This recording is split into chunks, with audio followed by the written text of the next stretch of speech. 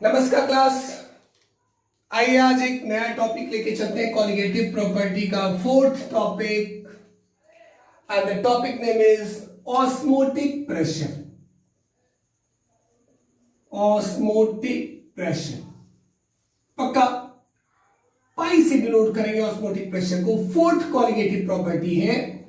इसके बाद सबसे अच्छा वाला टॉपिक आने वाला है जिसमें मजा आएगा। ठीक है, कह सकते वही इकलौता टॉपिक है जिसपे न्यूमेरिकल बहुत ज्यादा, वही इकलौता टॉपिक है जिसके पास आईआईटी मेडिकल बोर्ड में सबसे ज्यादा क्वेश्चन अगर कहीं से उठते हैं तो वो होता है वेन था फैक्टर, एबनॉर्मल मोलर मास की न्यूमेरिकल।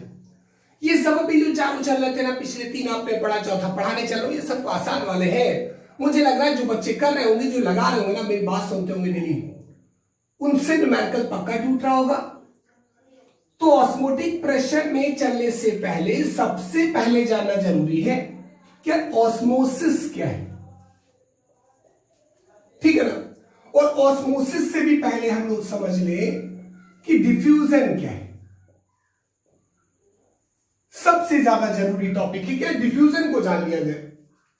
तो डिफ्यूजन क्या होता है? मूवमेंट ऑफ,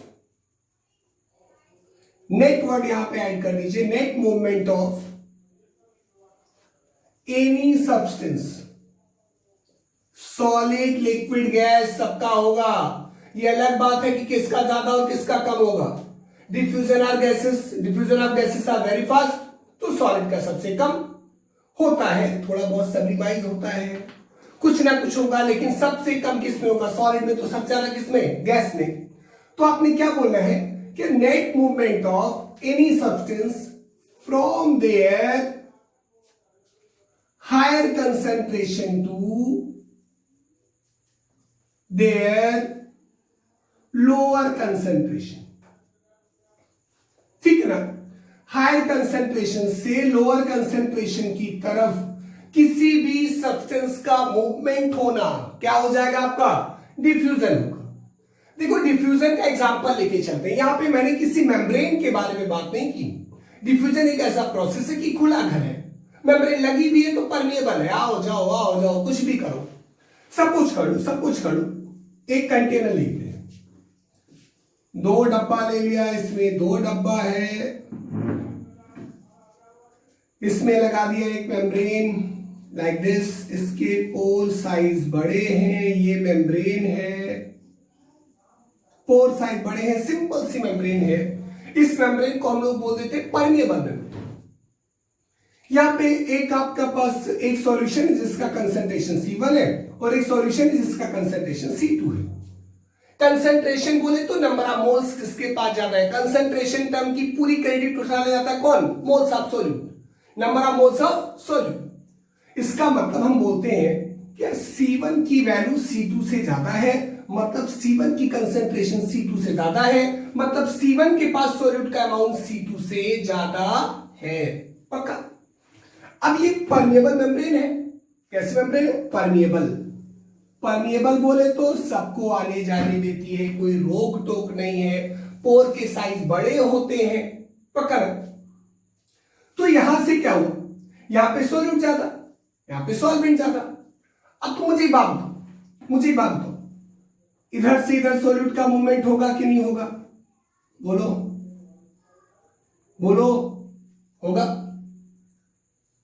और इधर से इधर जा रहा है क्या? सॉल्यूट जा रहा है। क्या जा रहा है? सॉल्यूट। और इधर से इधर क्या जाएगा? सॉल्वेंट जाएगा। खूब ध्यान से देखो, इधर से इधर क्या जाएगा? सॉल्यूट, क्योंकि सॉल्यूट ज्यादा है। इधर से इधर क्या गया? सॉल्वेंट गया। ठीक। अभी मेरे को एक बात बताओ, क्या इधर से इधर सॉल्यूट नहीं जाएगा? या इधर से इधर सॉल्वेंट नहीं जा सकता क्या? बोलो। यहां से यहां तक जा रहा है सॉल्यूट, एक बात है पक्का, क्योंकि डेफिनेशन करें net movement of any substance from their higher concentration. यहां पे सॉल्यूट की कंसंट्रेशन ज्यादा है टू द लोअर कंसंट्रेशन, यहां पे कम है तो इधर जाएगा। यहां सॉल्वेंट का अमाउंट ज्यादा है, यहां कम है तो सॉल्वेंट इधर जाएगा। मैं पूछ रहा, क्या इधर से इधर सॉल्वेंट नहीं जा सकता? या इधर से इधर सॉल्यूट नहीं जा सकता। तो आप ये मत कहना कि किताब में लिखा हुआ था कंसंट्रेशन, वो जाएगा लेकिन नेट मूवमेंट की तरह होगा, ज्यादा से कम की तरफ, कम से ज्यादा की तरफ जाएगा, लेकिन नेट मूवमेंट किधर से होगा, ज्यादा से कम की तरफ। इसलिए मैंने नेट पे फोकस करा, इसको ध्यान देना। यहां पे लोग गड़बड़ कर जाते हैं, नहीं इधर से इधर सॉल्वेंट जाएगा, भैया परमेबल है, सब कुछ जाएगा, सॉल्यूट भी जाएगा, सॉल्वेंट भी जाएगा, बिकॉज पोर साइड बड़े बड़े जाओ कुछ भी करो। तो यहां पे क्या हो रहा है, नेट मूवमेंट क्या हो रहा है, इधर नेट इधर गया और सॉल्वेंट का नेट इधर जाएगा, पक्का। इन दोनों का इफेक्ट क्या है, नेग्लिजिबल है। तो इसको ध्यान दिए रहना कि हम लोग नेट मूवमेंट की बात करेंगे किसके किसके, सॉल्यूट और सॉल्वेंट के, ठीक है। ये तो बात हुई डिफ्यूजन की।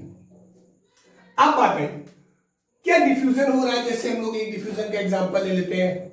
कमरे में, पूजा घर में अगरबत्ती जला दिया अच्छी सी, पूरा घर महकने लगता है, ठीक है। परफ्यूम स्प्रे कर दिया, पूरा घर महकने लगता है। घर पे जाके गैस का सिलेंडर का पाइप निकाल दिया ओपन करके, लो पूरा मोहल्ला महकेगा, ठीक है ना। ध्यान देना इसको। अभी तुम्हारे पास बात आई कि यार ये तो काम हो गया डिफ्यूजन का। अब यहां पे बात हो रही थी कि अगर हम लेके चले ऑस्मोसिस, थोड़ा ध्यान देना। Osmosis it is the phenomena, it is the phenomena in which flow of solvent molecule takes place from less concentrated solution to higher concentrated solution, less concentrated solution to higher concentrated solution. ये solution है, ध्यान देना, writing मेरी अच्छी है, थोड़ा सा समझिएगा। It is the phenomena which the flow of solvent molecule takes place from less concentrated solution to higher concentrated solution. सबसे ज्यादा जरूरी बात है थ्रू सेमी परमेबल मेम्ब्रेन। ये नहीं लगाओगे तो इसको गलत मान लिया जाएगा, शॉर्ट फॉर्म में इसको एसपीएम कहते हैं। ये जरूरी है the movement of solvent particle from the lower concentrated solution to the higher concentrated solution. मैं बात सॉल्यूशन की कर रहा हूं। ये जरूरी है the movement of solvent particle from the lower concentrated solution to the higher concentrated solution. बात पे ध्यान देना। अब एक कोई आया तुमसे बोला कि नहीं यार हमने एक जगह पढ़ रखा था from high to lower, high to lower क्या, high to lower solvent concentration. Obvious सी बात है कि लेस कंसेंट्रेटेड सॉल्यूशन है तो वहां पे सॉल्वेंट का अमाउंट क्या रहेगा, ज्यादा रहेगा, पक्का ना। लेस कंसेंट्रेटेड सॉल्यूशन है तो सॉल्वेंट का अमाउंट क्या रहेगा, ज्यादा रहेगा। कोई दिक्कत तो ना है, पक्का। अभी तुम्हें क्या बोलना है, थ्रू एसपीएम, ये जरूरी है। It is the phenomenon in which the flow of solvent molecule takes place from less concentrated solution to higher concentrated solution। इसको जरूर ध्यान दोगे। फिर से यही काम करते हैं, ठीक, फिर से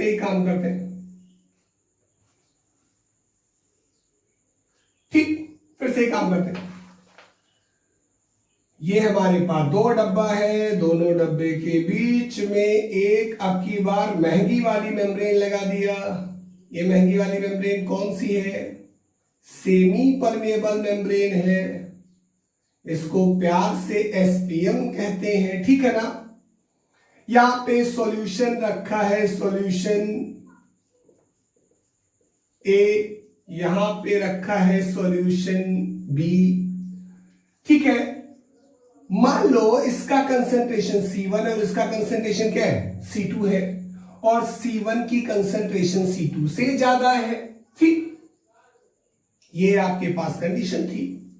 अब तुम्हें क्या मिल रहा है कि C1 का कंसेंट्रेशन C2 से ज्यादा, इसका मतलब क्या हुआ, C1 के पास सॉल्यूट ज्यादा है और सॉल्वेंट कम है, C2 के पास सॉल्यूट कम है और सॉल्वेंट ज्यादा है। अब यहां पे एक बात समझ लो, मूवमेंट किसका होगा, सॉल्वेंट का होगा। सॉल्यूट का क्यों नहीं होगा, बिकॉज मेम्ब्रेन के पोर साइज छोटे हैं, पोर साइज छोटे हैं तो सॉल्यूट का पार्टिकल साइज क्या होता है, बड़ा होता है। सॉल्वेंट का पार्टिकल साइज क्या होता है, छोटा वाला होता है, छोटा वाला साइज से निकल गया। सॉल्वेंट मॉलिक्यूल इधर से इधर की तरफ फ्लो करेगा, इधर से इधर भी कुछ जाएगा, याद किए रहना, इधर से इधर भी कुछ जाएगा, लेकिन नेट किधर होगा, from less concentrated solution to the higher concentrated. अब सॉल्वेंट मॉलिक्यूल का फ्लो होना from the flow of solvent molecule from their higher amount to the lower amount, सही है ना, from their higher amount to the lower amount. Solvent ज्यादा से कम की तरफ, पानी ज्यादा से कम की तरफ। ज्यादा पानी कहां पे है, जहां पे कंसंट्रेशन कम है। या डेफिनेशन आपके पास है, osmosis may be defined as the phenomena in which the flow of solvent molecule takes place from less concentrated solution to the higher concentrated solution through SPM। इसको नहीं बोलोगे तो मामला गड़बड़ हो जाएगा, कोई दिक्कत तो ना है। अभी बात हो रही थी डिफ्यूजन, क्लियर है, खुले में चल रहा है तो डिफ्यूजन, खुले में चल रहा है तो डिफ्यूजन, सिंपल सी मेम्ब्रेन लगी है, खुले में चल रहा है तो डिफ्यूजन, सिंपल सी मेम्ब्रेन लगी, परमेबल मेम्ब्रेन है तो डिफ्यूजन। सेमी परमेबल हो गया तो क्या हुआ, क्या हुआ, ऑस्मोसिस हुआ, पकड़। सेमी परमेबल हो गया तो क्या हो गया, ऑस्मोसिस हो गया। कभी कभी शादी ब्याह में जाओ ना, कहीं कहीं ऐसा होता है कि जैसे एक गेस्ट हाउस में शादी हो रही है, कोई भी पहुंचा खावा के लौट लिया, मुंह पहुंचते हैं, ठीक है बहुत अच्छा था। और एक ऐसा हुआ कि मंत्री जी की शादी थी, लिमिटेड लोगों को जाना है, जिनके पास कार्ड है उन्हीं की एंट्री है, बात समझ आती है ना। तो ये वही है जिसके पास कार्ड है उसी की एंट्री है, और कार्ड किसके पास है, सॉल्वेंट के पास है। क्यों, क्योंकि सॉल्वेंट के पार्टिकल का साइज क्या है, छोटा है। ठीक, ये तो बात हो रही थी ऑस्मोसिस की। अब क्या बात है कि ऑस्मोसिस में जो एसपीएम होती है ना, सेमी परमेबल मेम्ब्रेन, यहीं पे देख लेते हैं ये किसकी बनी होती है। एसपीएम जो होती है ना, ये एनिमल मेम्ब्रेन जो होती हैं आपकी, एनिमल मेम्ब्रेन, ठीक है, सेलोफेन, सेलोज से बनी है, ये हो गया। और अगर हम आर्टिफिशियल देखें, सिंथेटिक देखें, तो Cu2FeCN6 कॉपर फेरोसाइनाइड, Cu2FeCN6 क्या नाम हुआ इसका, कॉपर फेरोसाइनाइड, एक आपका कॉम्प्लेक्स है। इससे आर्टिफिशियल मेम्ब्रेन हम लोग फॉर्म कर लेते हैं, एसपीएम के ही टाइप होते हैं। एनिमल मेम्ब्रेन, सेलोफेन मेम्ब्रेन, ये वाला मेम्ब्रेन, ठीक है ना, एसपीएम। कोई दिक्कत तो नहीं है, पक्का एसपीएम की कंडीशन होगी। अभी बात करनी, मेन वाला तो पहुंचे नहीं, ऑस्मोटिक प्रेशर। नोट आउट कर लिया तो मिटा दे, छापो, छाप लो छाप लो छाप लो। चलो चलो देखते हैं आगे। अभी बात करनी है ऑस्मोटिक प्रेशर की, ठीक है। ऑस्मोसिस समझ में आ गई। डिफ्यूजन खुले में हो रहा है तो डिफ्यूजन, खुले का मतलब सस्ती सी मेम्ब्रेन, मतलब परमेबल मेम्ब्रेन। बंद हो रहा है तो ऑस्मोसिस, मतलब सेमी परमेबल मेम्ब्रेन। अब चलते हैं ऑस्मोटिक प्रेशर की तरफ, ऑस्मोटिक प्रेशर की तरफ चलते हैं, ठीक है ना। अब यार ऑस्मोटिक प्रेशर की तरफ आए, ऑस्मोटिक प्रेशर की तरफ आए तो आए क्या आए,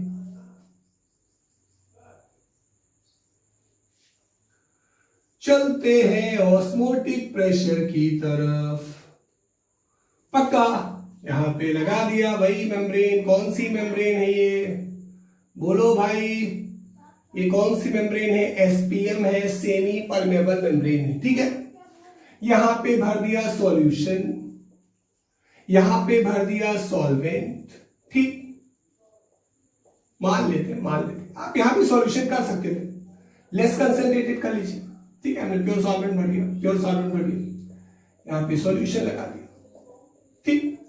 कैसा है ये, प्योर है, एकदम साफ सुथरा है, ये सॉल्यूशन है तो पक्का है ना, सॉल्वेंट इधर से इधर जाएगा, कोई दिक्कत ही ना है। ऐसा भी याद है कि सॉल्वेंट जाएगा इधर से इधर, सॉल्वेंट जाएगा इधर से इधर तक, less concentrated to the higher concentrated solution. इधर से इधर भी जाएगा लेकिन नेट फ्लो किधर होगा, सॉल्यूशन की तरफ, पक्का।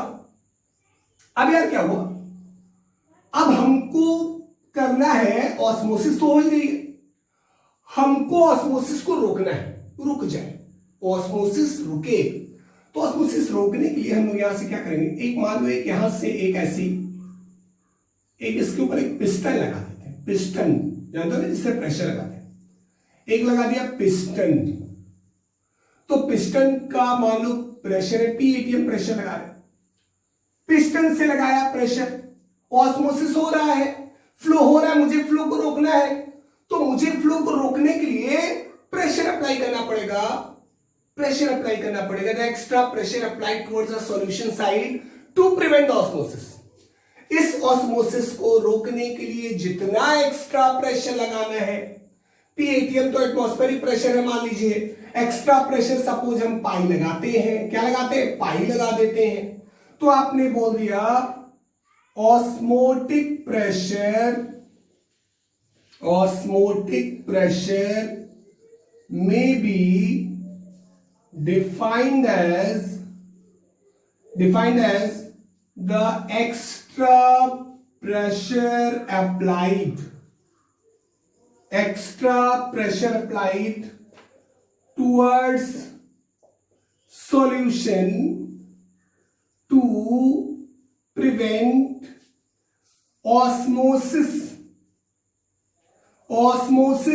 इतना प्रेशर की ऑस्मोसिस रुक जाए, the extra pressure applied to prevent the osmosis is said to be what, osmotic pressure. और किससे डिनोट करेंगे, पाई से डिनोट करेंगे। किससे डिनोट करेंगे ऑस्मोटिक प्रेशर को, पाई से डिनोट करेंगे। द एक्स्ट्रा प्रेशर अप्लाइड, यहां से प्रेशर लगा रहे किसके थ्रू, पिस्टन के थ्रू प्रेशर लगाया, टिश्यू से प्रेशर लगाया, प्रेशर लगा दिया तो जो ऑस्मोसिस हो रही थी, पानी आ रहा था ना, रोक देना ही चाहिए हमको। The extra pressure applied to prevent osmosis, यूं रोका, ठीक है। ऑस्मोसिस को होने से रोकने के लिए जितना एक्स्ट्रा प्रेशर अप्लाई करना वही क्या हो जाएगा हमारा, ऑस्मोटिक प्रेशर होगा। और डिनोट किससे करेंगे, पाई से, ठीक है। अभी काम की बात आती है, क्या सॉल्यूशन है प्योर सॉल्वेंट है, एक्स्ट्रा प्रेशर लगा के इसको रोक लिया। एक्स्ट्रा प्रेशर इतना जितना ऑस्मोसिस को रोकने के लिए जरूरी है, ज्यादा लगा दोगे ना तो कुछ और हो जाएगा, अभी बताते हैं क्या होगा। तो यहां पे क्या बात आई, the extra pressure applied to prevent osmosis is said to be what, osmotic pressure, denoted by किससे बेटे, पाई से डिनोट करेंगे, ठीक। अब क्या बात है, क्या pi osmotic pressure OP, short form में इसको डिनोट कर रहे हैं ओपी से। Osmotic pressure OP depends on two factor. Osmotic pressure depends on two factor. पहला osmotic pressure directly proportional to concentration, या कह सकते molarity. Osmotic pressure directly proportional to concentration, या कह सकते मोलैरिटी। मोलैरिटी याद है ना, number of moles of solute upon volume of solution, किसमें, लीटर में, याद है ना सबको। अब यहीं से मिला लो भैया, नंबर ऑफ मोल्स पे डिपेंड कर रहा है, तो ऑस्मोटिक प्रेशर भी कॉलिगेटिव प्रॉपर्टी है, पक्का ना। अब समझते हैं इसको क्या हुआ, यार इसकी कंसंट्रेशन बहुत ज्यादा है, ये 100% है और ये 60% कंसंट्रेटेड है, यानी कि यहाँ पे 100% पानी, यहाँ पे 40% पानी। पानी चाहिए, बहुत तेजी से खींचेगा।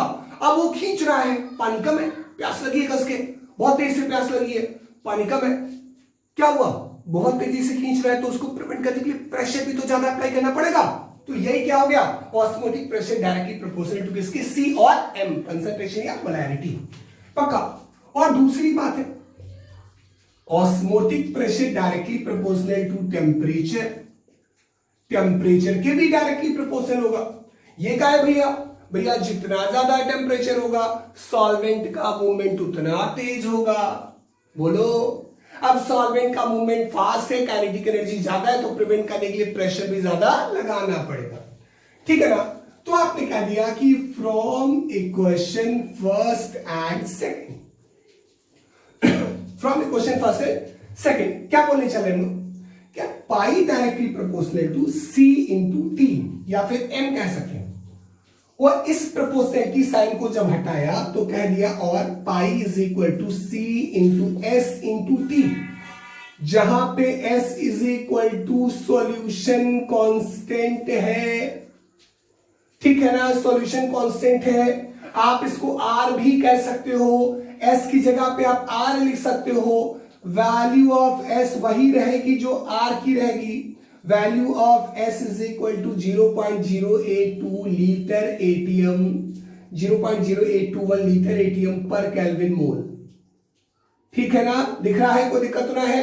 तुम्हारे पास क्या बात है, value of S is equal to 0.082, बाद में आएगा तो 0.083 बाय डेसीमीटर क्यूब, ठीक है ना, पर केल्विन पर मोल रख लेंगे, उसकी कोई दिक्कत ही ना है, उसकी कोई दिक्कत ही ना है। या फिर रख सकते हैं 0.083 बार डेसीमीटर क्यूब पर केल्विन पर मोल, ठीक। तो ये तो बात हो गई एस की।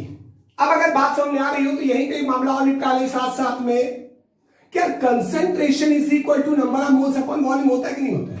ऊपर बताया मोलैरिटी होता है, तो क्या हो सकता है, इसलिए pi is equal to number of moles upon volume into R into T, S into T अभी लेते हैं, एस इंटू टी, इधर इसको क्रॉस मल्टीप्लाई कर दें। एक बात समझना, अगर मैं पाई को पी लिख दूं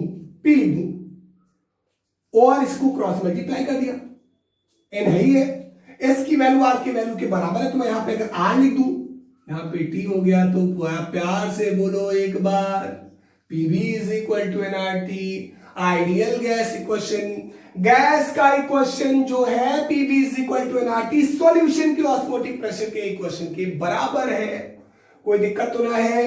पाई is equal to N by V S into T, PV is equal to NRT. Ideal gas का इक्वेशन ऑस्मोटिक प्रेशर के सॉल्यूशन वाले इक्वेशन की क्या है, सिमिलर है, कोई दिक्कत तो नहीं है, पक्का। अभी एक बात आती है कि जब ये सब कर लिया ना, तो काम की बात ये कर ले कि मुझे और आपको भी ऑस्मोटिक प्रेशर का जब एडवांटेज लेके चले ना, तो सबसे जरूरी बोले, सबसे जरूरी यहां पे एक काम की क्या, फिर से बात करें, और pi is equal to N by V की नहीं है, वहां देखो, यहां आया देखो, यहां देखो, तो N is equal to number of moles, किसका नंबर ऑफ मोल्स, सॉल्यूट का। तो यहां पे लिख सकते हैं W B upon M B into R into T upon किसमें बेटे, वॉल्यूम किसमें रहेगा, लीटर में रहेगा। डब्ल्यू बी पता है ना, डब्ल्यू बी पता है, बी याद है ना पहले दिन के लेक्चर से, वेट ऑफ सॉल्यूट है। एमबी क्या है बेटा, मॉलिक्यूलर वेट ऑफ सॉल्यूट है, कोई दिक्कत तो नहीं है। आर पता है, टी पता है, टी को हमेशा केल्विन में रखना है, वॉल्यूम लीटर में रखना है, कोई दिक्कत नहीं आता। बोलो सब लोग, कोई टेंशन नहीं है। फार्मूला नोट करिए जल्दी से, नोट कर लिया ना। अभी एक बात याद रखो, यहां पे एक बात रखना, क्या जो ऑस्मोटिक प्रेशर का कॉन्सेप्ट है ना, आपने चारों क्वालिटेटिव प्रॉपर्टी पढ़ ली। एक बात याद करो, in this pressure measurement is around the room temperature, room temperature के अराउंड प्रेशर का मेजरमेंट कर सकते हैं। And molarity is used instead of किसके बेटे, मोलैरिटी। बाकी सब में क्या यूज हो रहा था, मोलैरिटी स्मॉल एम, यहां पे क्या हो रहा है, molarity capital M. Pressure, low pressure पे भी हम इसको रूम टेम्परेचर पे क्या कर सकते हैं, मेजर कर सकते हैं, पक्का ना। हेंस दिस प्रॉपर्टी, कौन सी property, this colligative property, colligative property has advantage to determine the molar mass of solute particle as well as macromolecule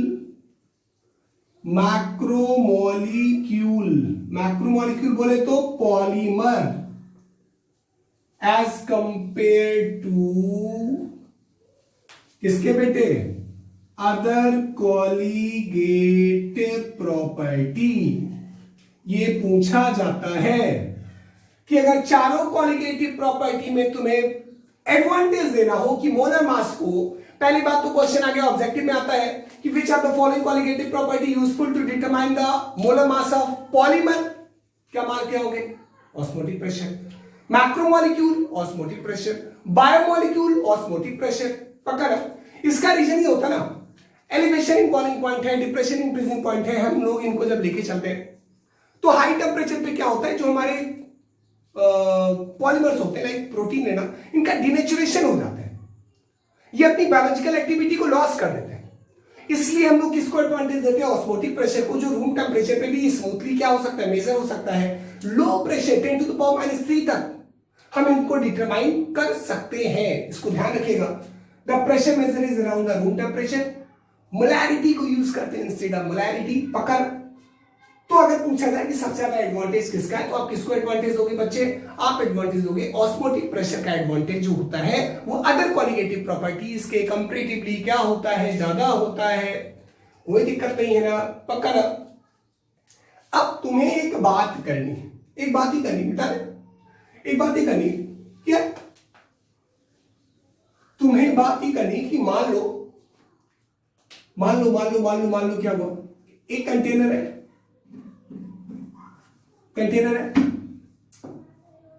यहां पे एसटीएम लगी हुई है, सेमी परमेबल मेम्ब्रेन, काम की बात है, ध्यान देना, काम की बात है। यहां पे एसटीएम लगी हुई है, सेमी परमेबल मेम्ब्रेन लगी हुई है। ये सॉल्यूशन तुम्हारा ए है,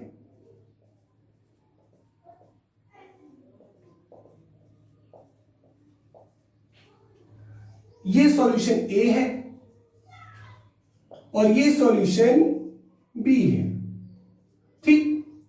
इसकी कंसंट्रेशन C1 और इसकी कंसंट्रेशन C2, और सबसे अच्छी बात यह कि दोनों की कंसंट्रेशन क्या है, बराबर है। दोनों की कंसंट्रेशन बराबर है, इसका मतलब सॉल्वेंट का फ्लो यहां से यहां भी होगा और यहां से यहां भी होगा। नेट फ्लो दोनों का दोनों तरफ क्या रहेगा, बराबर रहेगा। जब तुम्हारे पास कंसंट्रेशन बराबर हो गई तो पक्की सी बात है, कॉन्सेप्ट एक दिमाग में रख लो, इसका मतलब ऑस्मोटिक प्रेशर दोनों का क्या होगा, बराबर होगा। यार कंसंट्रेशन 10% कंसंट्रेटेड ये भी है, 10% ये भी है, यानी 90% वाटर यहां पे, 90% वाटर यहां पे है। वाटर का फ्लो इधर से इधर हुआ, वाटर का फ्लो इधर से इधर हुआ, वो तो पहले भी होता था, लेकिन यहां पे नेट फ्लो भी बराबर है, बिकॉज कंसंट्रेशन इक्वल है, बिकॉज सॉल्वेंट का अमाउंट इक्वल है। तो आओ जाओ अपना घर है, ऑस्मोटिक प्रेशर बराबर हो गया, pi is equal to pi, pi one is equal to pi two हो गया। दिस सिचुएशन, ऐसी कंडीशन को when the osmotic pressure on both side of SPM is equal, याद करो, when osmotic pressure on both side of SPM is equal, जब semi permeable membrane के दोनों side osmotic pressure बराबर होगा, then it is said to be isotonic solution। इसे क्या बोलते हैं, आइसोटोनिक बोलते हैं, आइसोटोनिक सॉल्यूशन। पक्का ना, याद करना, 0.91% सेलाइन सॉल्यूशन। सेलाइन सॉल्यूशन मतलब NaCl solution is isotonic with human body, यानी ह्यूमन आरबीसी के लिए ये कंसंट्रेशन जो आपको सेलाइन ड्रिप चढ़ती है, 0.91% कंसंट्रेटेड सॉल्यूशन क्या होता है, आइसोटोनिक होता है। इसका मतलब इस कंसंट्रेशन पे ना तो आरबीसी स्वेल करेगी ना तो आरबीसी श्रिंक करेगी। पक्का, आइसोटोनिक हो गया, ऑस्मोटिक प्रेशर बराबर है। ऑस्मोटिक प्रेशर क्यों बराबर है, बिकॉज कंसंट्रेशन बराबर है। ऐसी कंडीशन में नेट फ्लो क्या रहेगा, जीरो रहेगा। जीरो रहेगा तो क्या हुआ, क्या बोल दिया उसको, आइसोटोनिक बोल दिया।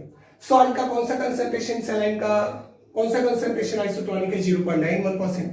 अभी बात आई, फिर से देखो, फिर से वही कंडीशन, लगा दिया एसपीएम, ठीक। अब एसपीएम लगा दिया है तो मान लो ये ए है, ये बी है, इसका कंसंट्रेशन C1 है, इसका कंसंट्रेशन क्या है, C2। सॉल्यूशन ए, सॉल्यूशन बी, ठीक है। अभी क्या बात है, यार अब की बात ले लेते हैं C2 greater than C1। C2 की कंसंट्रेशन C1 से ज्यादा है, इसका मतलब नेट फ्लो ऑफ सॉल्वेंट किधर होगा, C2 की तरफ। अब तो तुम्हें खुद ही पता चला है, कंसंट्रेशन ज्यादा मतलब इसके पास सॉल्वेंट का अमाउंट ज्यादा है, इसका मतलब इसके पास सॉल्वेंट का अमाउंट ज्यादा है। यहां पे सॉल्वेंट ज्यादा है, मोर सॉल्वेंट, और यहां पे क्या हुआ, मोर सॉल्यूट। पक्का ना? मोर सॉल्वेंट मोर सॉल्यूट, मोर सॉल्वेंट मोर सॉल्यूट, कोई दिक्कत नहीं है। तो नेट फ्लो किधर हुआ? नेट फ्लो किधर हुआ? इसके पास सॉल्वेंट ज्यादा था, सॉल्वेंट ज्यादा से कम की तरफ जा रहा है। अब तुम्हें क्या मिला? तुम्हें यह मिला यार कि हमेशा से अब एक बात याद करो, कंसंट्रेशन दोनों तरफ बराबर थी तो तुमने बोला आइसोटोनिक। अब की बार जिधर कंसंट्रेशन ज्यादा होगी, the solution having greater concentration is said to be hypertonic. क्या होता है? हाइपरटोनिक। और जिधर कम होगी उसे क्या बोलेंगे? हाइपोटोनिक। जिधर ज्यादा होगी उधर क्या बोलेंगे? हाइपरटोनिक। और जिसकी कंसंट्रेशन कम उसको क्या बोलेंगे? Hypotonic. Hypotonic hypertonic, hypotonic hypertonic. पक्का ना? हमेशा सॉल्वेंट का फ्लो जो होता है वो लेस कंसंट्रेटेड से ज्यादा की ओर है, मतलब हाइपो से हाइपर की ओर है। अब तुम्हें एक बात सोचो कि अगर मैं आरबीसी को अपनी नहीं, तुम्हारी नहीं, तुम्हारे किसी पड़ोसी की जिससे दुश्मनी हो, आरबीसी निकालता हूं और ले जाके उसको पहले नॉर्मल सेलाइन कंसंट्रेशन इतने में रखता हूं तो आरबीसी में कोई चेंज नहीं आया। लेकिन अगर मैं उसी आरबीसी को इस कंसंट्रेशन से कम पे रख दूंगा, कम पे रख दूंगा, तो सॉल्यूशन का कंसंट्रेशन कम हुआ, आरबीसी के प्लाज्मा वाला जो कंडीशन है वो क्या हो गया? कंसंट्रेशन ज्यादा हुआ, आरबीसी ने पानी को अंदर खींचा। अब पानी को अंदर खींचेगा तो आरबीसी स्वेल करेगी, फट जाएगी, बस कर जाएगी। ठीक है। और अगर उसी आरबीसी को मैं ले जाके इससे ज्यादा कंसंट्रेशन पे रख दूं, इसका मतलब आउटर मीडियम का कंसंट्रेशन क्या हो गया? ज्यादा हो गया, आरबीसी से वाटर बाहर निकलेगा। इसको एक्सऑस्मोसिस के कहते हैं। अंदर आया तो एंड और बाहर गया तो एक्सऑस्मोसिस। ये इसका क्या होता है? एक्सऑस्मोसिस। इसका क्या होता है? एंडोस्मोसिस। पक्का ना? एक्सऑस्मोसिस को प्लाज्मोलिसिस भी कहते हैं। क्या कहते हैं? एक्सऑस्मोसिस को प्लाज्मोलिसिस भी कहते हैं। अच्छा, एक बात होती है, तुम लोगों ने देख रखा है एक वर्ड होता है oedema, puffing of human body. कभी कभी किसी आदमी देखते हो एक्सेस मोटा चला रहा है, इतना ज्यादा मोटा है। क्यों मोटा है? बिकॉज ऑफ वो अपनी बॉडी में वाटर को रिटेन करता है। और रिटेन करने का फंडा क्या होता है? क्या रीजन होता है? बिकॉज सॉल्ट का अमाउंट ज्यादा है, तो सॉल्ट का अमाउंट है ज्यादा है तो वाटर बाहर निकलने नहीं पाता, वाटर रिटेन होने लगता है। ठीक है। जब वाटर रिटेन होने लगता है तो बॉडी में पफिंग होती है और इडिमा हो जाता है। Swelling of the body, puffing of the body said to be what? Oedema. कभी कभी आपने पिक्चर में देखा होगा, पिक्चर में नहीं, क्राइम पेट्रोल में क्या करते हैं? मार के साउदर्न इंडिया में मार के क्या करते हैं? बोरे में भर के पानी में फेंक दिया। अब क्या हुआ? 3 दिन बाद ऊपर आ गया, पुलिस आई चू करते हुए, ठीक है, पकड़ ली जाएगी। कैसे? सबसे ज्यादा अच्छी काम करती पुलिस एक जगह पे, या तो इस समय अपने कोरोना में और या तो क्राइम पेट्रोल में। भाई साहब कोई भी केस हो 1 घंटे में सॉल्व। 10 बजे से शुरू एपिसोड, 11 बजे मुझे इनको पकड़ के सजा दिला दिया। सबसे अच्छा काम करती है पुलिस वहां पे। तो अभी तुम्हारे पास क्या बात आई? क्या बॉडी स्वेल करके ऊपर आ गई? क्यों आ गई? बिकॉज ऑफ द एंडोस्मोसिस हुआ। बॉडी ने पानी को एब्जॉर्ब किया, रिटेन किया पानी को। अब जब पानी एब्जॉर्ब हुआ, बॉडी वाटर के कंपेरेटिवली लाइटर हो गई, तो क्या हुआ? बॉडी ऊपर आ जाती। पकड़, ये कुछ एग्जांपल थे आपके पास। तो हाइपरटोनिक है जिसकी कंसंट्रेशन ज्यादा, हाइपरटोनिक की तरफ वाटर का फ्लो होगा। हाइपोटोनिक वो जिसकी कंसंट्रेशन कम। ठीक है। फ्लो होगा तो उसे क्या बोलेंगे? जिसकी तरफ जाएगा, जो लेगा उसका एंडोस्मोसिस, जो देगा उसका एक्सऑस्मोसिस। कोई दिक्कत तो नहीं है। जिसका एक्सऑस्मोसिस होता है उसी को बोलते हैं प्लाज्मोलिसिस। और चलते चलते एक बात बोल दूं न्यूमेरिकल पहुंचने से पहले, बात ये बोल दूं कि यार जो प्लांट सेल होती है ना, प्लांट सेल जब वो एंडोस्मोसिस कर लेती है, बायोलॉजी वाले बच्चे खुश हो जाए, प्लांट सेल जब एंडोस्मोसिस कर लेती तो अंदर से प्रेशर लगता है, प्रेशर जिसे कहते हैं टर्गर प्रेशर। क्या बोलते हैं उसको? Turgor pressure. पक्का ना? एंडोस्मोसिस से टर्गर प्रेशर याद आ रहा हो? चलो ठीक है, याद रहेगा। इडिमा याद रहेगा, टर्गर प्रेशर याद रहेगा। डेड बॉडी को स्वेल कर जाती है। हाइपोटोनिक क्या हुआ? जिसकी कंसंट्रेशन कम। हाइपरटोनिक जिसकी कंसंट्रेशन ज्यादा। आइसोटोनिक जिसमें बराबर। कौन सी सॉल्ट कंसंट्रेशन हमारी बॉडी के लिए आइसोटोनिक है? तुमने कहा 0.91%। इससे कम हो जाएगा तो हाइपोटोनिक और इससे ज्यादा हो जाएगा तो हाइपर। हाइपर हुआ तो आरबीसी श्रिंक कर जाएगी और हाइपो हो जाएगा तो आरबीसी स्वेल कर जाएगी। पक्का? आओ देखते हैं। तो देखो इसमें एक बात और है। अभी मैं एक बात बता रहा था। क्या बता रहा था? कि देखते हैं, बातें करी पहले तुम लोगों से सीखूंगा। तुम ही लोग मुझे बताओगे ये कंटेनर है, बताना मुझे।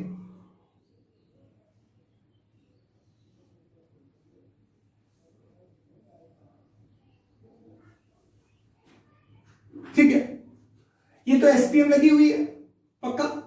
यहां पे सॉल्वेंट भरा हुआ है देन, और यहां पे प्योर सॉल्वेंट है, और यहां पे क्या है, सॉल्यूशन है, सॉल्यूशन है। इधर क्या लगा दिया आपने, एक पिस्टन लगाया था। पिस्टन क्या कर रहा था, ऑस्मोटिक प्रेशर डेवलप कर रहा था। पी एटीएम प्रेशर पे पाई ऑस्मोटिक प्रेशर लगा रहा था। ऐसे तो गुस्सा बोलो। अभी क्या बात हो रही थी कि ऑस्मोसिस को प्रिवेंट करने के लिए जितना एक्स्ट्रा प्रेशर अप्लाई कर रहे हो उसी को बोलते थे ऑस्मोटिक प्रेशर। ठीक है ना, ऑस्मोटिक प्रेशर। अभी क्या बात आई यार कि जब तक ऑस्मोटिक प्रेशर तक का मामला था तब तक तो ये था, जब तक ऑस्मोसिस थी तब तक फ्लो हो रहा था। ऑस्मोटिक प्रेशर है, फ्लो रुक गया। अभी उन क्या करते, प्रेशर को बढ़ा देते, बहुत तेजी से लगा देते, तो आता है रिवर्स ऑस्मोसिस, आरओ। जानते हो ना, आरओ का मतलब रिवर्स ऑस्मोसिस। बहुत लोग लगवाए रहते हैं लेकिन फुल फॉर्म नहीं जानते हैं। ठीक है, कहीं क्या है कि आरओ हो गया है ना। और सबसे अच्छा कौन, कैंटारो जानते हो, सबसे शुद्ध पानी कैंटारो। एक सफल माँ अपनी 2 सफल बेटियों के साथ, है कि नहीं। एक ही पिक्चर सही थी उसकी, धूम। अब याद आ गया किसकी बात कर रहा हूं, सोचना है इसको, नहीं सोचना मत, इसको देखो क्या बात आई, रिवर्स ऑस्मोसिस की बात आई। तो रिवर्स ऑस्मोसिस में तुमने बोला कि it is the phenomenon in which more than extra pressure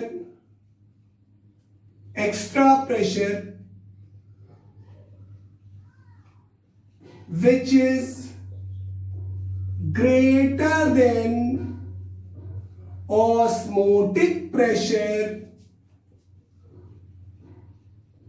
applied towards solution site, due to which flow of solvent molecule takes place from higher concentrated solution to lower concentrated solution। पक्का समझ में आ रहा होगा, पहले बोल दिया, writing मेरी अच्छी है, मुझे फॉलो करने की कोशिश मत करना, मैं ही अच्छा लिखता हूं सिर्फ, ठीक है। हाँ, लेकिन समझ में आता है। It is the phenomena in which the extra pressure which is greater than osmotic pressure applied towards the solution side की तरफ, इधर डिशूम से प्रेशर अप्लाई किया जो ऑस्मोटिक प्रेशर से ज्यादा है, इससे ज्यादा, ये और ज्यादा, थोड़ा सा बात समझ आती ना, मतलब इन दोनों से ज्यादा प्रेशर अप्लाई कर दिया। जो ऑस्मोसिस के लिए था, ये किसके लिए था, ऑस्मोटिक प्रेशर के लिए, इससे भी ज्यादा प्रेशर अप्लाई कर दिया, इससे भी ज्यादा प्रेशर अप्लाई कर दिया टू प्रिवेंट द, क्या बेटे, to prevent the osmosis, osmosis को प्रिवेंट करने के लिए। ऐसी कंडीशन पे जब ज्यादा प्रेशर अप्लाई कर दिया तो हमारे पास सॉल्वेंट का फ्लो जो था वो होने लगा कहां से, higher concentrated solution to lower concentrated solution, यानी कि गंदे पानी से साफ पानी बना लिया। पक्का आपने बोला कि this is widely used, this is useful in conversion of salt water यानी saline water into drinking water, potable water में चेंज कर लेते हैं, मतलब डिसैलिनेशन ऑफ वाटर कह सकते हैं। The process which is applicable for the desalination of water is said to be reverse osmosis. Desalination मतलब सॉल्ट को निकालना, वो प्रोसेस जो सॉल्ट को रिमूव करने के लिए, सॉल्ट को हटाने के लिए यूज करते हैं लोग, उसे क्या बोलते हैं, डिसैलिनेशन बोलते हैं, डिसैलिनेशन बोलते हैं। कोई दिक्कत तो नहीं है। The process which is applicable for removal of salt from the water is said to be what? Desalination process and based on किसके ऊपर, reverse osmosis। पक्का, कोई दिक्कत तो ना है। अब आ जाओ, किसका था इंतजार, है न्यूमेरिकल। आइए देखते हैं न्यूमेरिकल, बिठा दे न्यूमेरिकल। न्यूमेरिकल देखना है, न्यूमेरिकल लगाना है, क्या लगाना है, न्यूमेरिकल लगाना है। तो मान लो question number 1, at 300 kelvin 36 gram of glucose, NCERT का प्रॉब्लम है, present in per liter of solution the osmotic pressure is 4.98 bar. ठीक है, osmotic pressure is 4.98 bar. What would be the concentration of solution at same temperature if osmotic pressure is 1.52 बार? निकालना है इसको। कितने बच्चे मुझे बताएंगे? हो जाएगा, बहुत आसान सा क्वेश्चन है, तुरंत शुरू हो जाओ, तुरंत शुरू हो जाओ। पहले पाई 1 दिया है, कितना दिया है, 4.98 बार, ठीक। पाई 2 दिया है, कितना दिया है, 1.52 बार। आइसोटोनिक है, नहीं है, ठीक है। अभी क्या बताइए, टेम्परेचर कितना दिया है, 300 केल्विन, जो कॉमन है, हटा दो। वॉल्यूम कितना दिया है, per litre of solution, volume 1 litre दे रखा है, ठीक है, कोई बात नहीं है। अब तुमसे पूछा है कि अगर ऐसी कंडीशन आ जाती है तो तुम्हें बोलना है कि कंसंट्रेशन क्या होगा रिजल्टिंग सॉल्यूशन का, 36 ग्राम। अच्छा हाँ, WB भी दे रखा है सॉल्यूट का, WB पहले सॉल्यूशन के लिए, फॉर फर्स्ट सॉल्यूशन कितना दे रखा है, 36 ग्राम। क्या है, ग्लूकोज है, तो इसका मॉलिक्यूलर वेट MB कितना हो जाएगा बच्चे, MB कितना हो जाएगा, 180 ग्राम हो जाएगा। ग्लूकोज का मॉलिक्यूलर मास C6H12O6 सबको आता है, इसका 72, इसका 12 और इसका कितना 96, पक्का।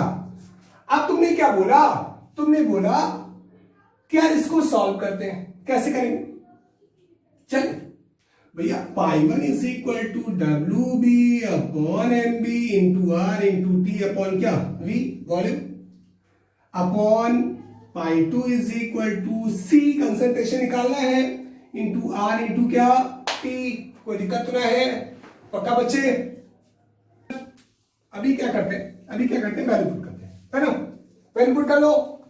क्या करोगे, पाई 1 की वैल्यू कितनी थी, 4.98 अपॉन पाई 2 की वैल्यू कितनी थी, 1.52 दे रखा है, ठीक है, is equal to 36 gram of glucose present in कितने में, 180, इसका मॉलिक्यूलर वेट है, वॉल्यूम 1 लीटर दे रखा है, into R into T upon C into R into T से T कैंसिल कर दो क्योंकि सेम है, R की वैल्यू चेंज नहीं होगी, कैंसिल हो गया है, पक्का ना, पक्का ना। तो क्या आया, 4.98 अपॉन 1.52 इज इक्वल टू, इससे डिवाइड कर दो, कितने टाइम जाएगा, मुझे लगता है 5 टाइम्स चेक कर ले, 36 मल्टीप्लाइड बाई 5, 5 6 30, रिमाइंडर 3, 15 18, ठीक है, 5 टाइम्स। तो ये हो जाएगा 1/5 अपॉन C, इसको इससे डिवाइड कर दिया, क्या आएगा, 0.2 आ जाएगा। 4.98 upon 1.52 is equal to 0.2 upon C। Done, point से पॉइंट कैंसिल हो गया है, यहां से पॉइंट हटाया, 0 बढ़ गया है, तो क्या हो जाएगा, C is equal to cross multiply कर लो, C is equal to cross multiply कर लो, 2 2 जा 4, 5 2 जा 10, रिमाइंडर कितना, 1 2 1 जा 2 1 3, पक्का पक्का। और 4980 ये आ गया आपके पास। अब इसको डिवाइड करना है, डिवाइड कर ले भाई, तो डिवाइड करो, 304 डिवाइडेड बाई 4980, डेसिमल लगाया, 0 बढ़ाया, कितने टाइम जाएगा, नहीं जाएगा, फिर 0 बढ़ाया, फिर 0 बढ़ गया, आपकी बार कितने टाइम जाएगा, 7 टाइम, पक्का, नहीं 7 नहीं, 7 तो ले नहीं सकता, कितने टाइम जाएगा, 6 टाइम, ठीक है, 6 टाइम, 6 0 0, 6 8 जा 48, रिमाइंडर 4, 6 9 जा 54, 4 8 55 बचा, यहाँ पे 5 बचा, 24 और 29, डन है, लगभग 0.06, कोई दिक्कत तो नहीं आता, डन है। देखो बेटा 0.06, एक आध स्टेप और सॉल्व कर लेना, इतना M कंसंट्रेशन आ गया, यही तुम्हारा आंसर हो जाएगा 0.06 कैपिटल एम। एक आध स्टेप और सॉल्व कर लीजिएगा, एनसीईआरटी का न्यूमेरिकल है, ठीक है, चेक कर लेना। आई थिंक एनसीईआरटी क्वेश्चन में 22 होगा, देखिएगा। अब आ जाओ अगला क्वेश्चन देखते हैं। अगला क्वेश्चन, इसको नोट करो, जल्दी छापो, जल्दी छापिए इसको, आ जाओ, आओ ना, न्यूमेरिकल लगाते हैं। अगला क्वेश्चन लिखिएगा। अगला क्वेश्चन है, सपोज करो कि क्या क्वेश्चन है, क्या भाई क्वेश्चन है, at 298 Kelvin, second question, at 298 Kelvin 100 ml of a solution contain कितना 3 gram of unknown solute, पक्का। The osmotic pressure of solution is 2.55 atm. Calculate molar mass of solute। ठीक है, आ जाओ, कैलकुलेट मोलर मास ऑफ किसका, solute का molar mass निकालना है। तो आपने क्या कॉन्सेप्ट लिया, क्या पहले जब इसका सॉल्यूशन निकालने चले तो एक बात तो पक्का है कि भैया pi is equal to weight upon molecular weight into R into T upon V, ये तो लगना ही है। चलो चलो चलो सॉल्व किया जाए। एमबी हमको पता नहीं है, निकालना है, तो एमबी इज इक्वल टू क्या हो जाएगा, एमबी इज इक्वल टू क्या हो जाएगा भाई, W B into R into T upon pi, pi pi into V. Value put करो, 3 ग्राम 0.0821 इंटू 298 अपॉन पाई की वैल्यू कितना दे रखा है 2.55 एटीएम इंटू वॉल्यूम कितना है 100 ml। ml को लीटर में चेंज करोगे तो 1000 से क्या करोगे, डिवाइड करोगे, पक्का। तो 1000 घूम के कहां चला जाएगा, ऊपर। तो mb is equal to 3 into 0.0821 into 298 into 1000 upon 2.55 into क्या 100, ठीक है ना। तो डबल जीरो से डबल जीरो क्या हो गया, इसका कट। 2 डेसिमल प्लेस से 2 डेसिमल प्लेस क्या हो गया, कट। अभी 2 डेसिमल बचे हैं, 2 डेसिमल बचे हैं तो यहाँ पे डबल जीरो बढ़ जाएगा। फिर इस एक जीरो से एक जीरो क्या कर देंगे, कैंसिल कर देंगे, ठीक है ना। तो M B is equal to क्या हो जाएगा, 3 से मल्टीप्लाई करो, 3 1 3 3 2 6 24 इंटू 298 अपॉन 2550 सॉल्व हो जाएगा, कर लोगे ना।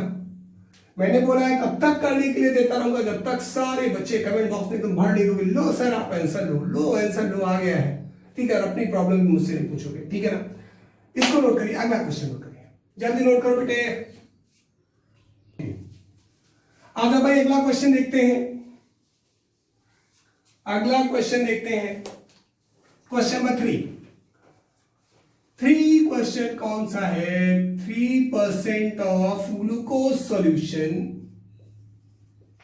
इज आइसोटोनिक विथ 1% सोल्यूट, ठीक है ना।